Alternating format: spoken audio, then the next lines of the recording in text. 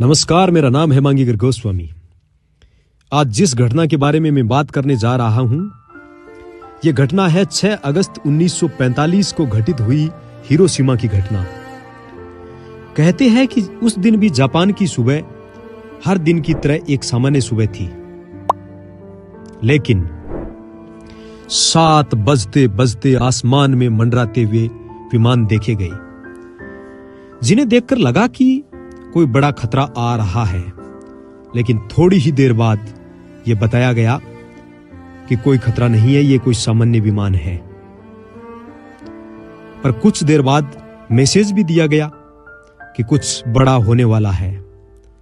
पर जापान की जनता सुबह सुबह के अपने दैनिक कार्यों में व्यस्त थी। बच्चे स्कूल जा रहे थे तो वहीं लोग अपने काम पर लौट रहे थे। कहते हैं कि 8:15 पर अमेरिकी बॉम्बर 29 जापान के ऊपर से गुजरता हुआ नजर आया और उसी समय उसने परमाणु बम डाल दिया। देखने वाले लोगों को लगा कि यह कोई और वस्तु होगी, लेकिन कुछ ही समय बाद उनको लग गया था कि यह एक बॉम्ब है। 43 सेकंड के अंतर पर यह बॉम्ब धरती से टकरा गया और एक ऐसा मंजर दिखाई दिया कि सब कुछ तबाह हो गया। चारों ओर हाहाकार, खून से लथपथ लोग, और जिस स्थान पर यह टकराया वहां तो सब कुछ भाप बनकर उड़ गया। वहां कुछ बचे हुए लोगों की हालत मर चुके लोगों से भी ज्यादा दुखदाई थी। उसके बाद में अलग अलग लिखने वाले इतिहासकारों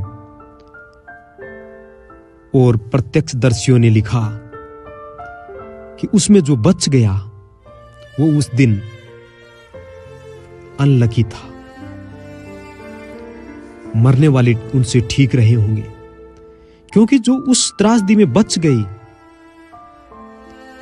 वो लंबे समय बाद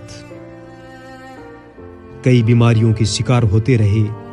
कैंसर जैसी बीमारियों ने उनको घेर लिया और बड़े ही मार्मिक और दुखदाई ढंग से उनकी कहानी का अंत हुआ।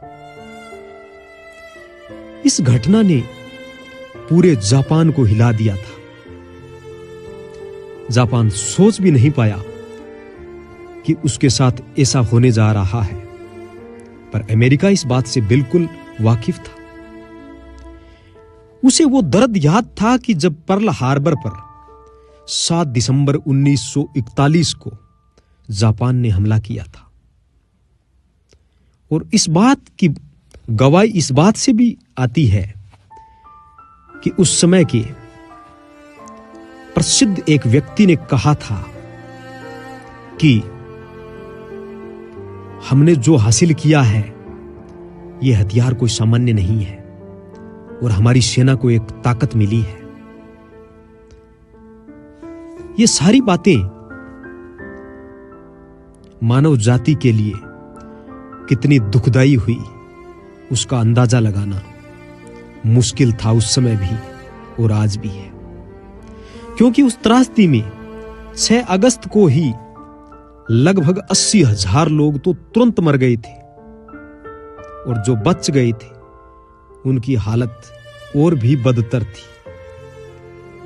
इस हिंसा के बाद दुनिया के अलग अलग लोगों ने अपने ढंग से बातें रखी।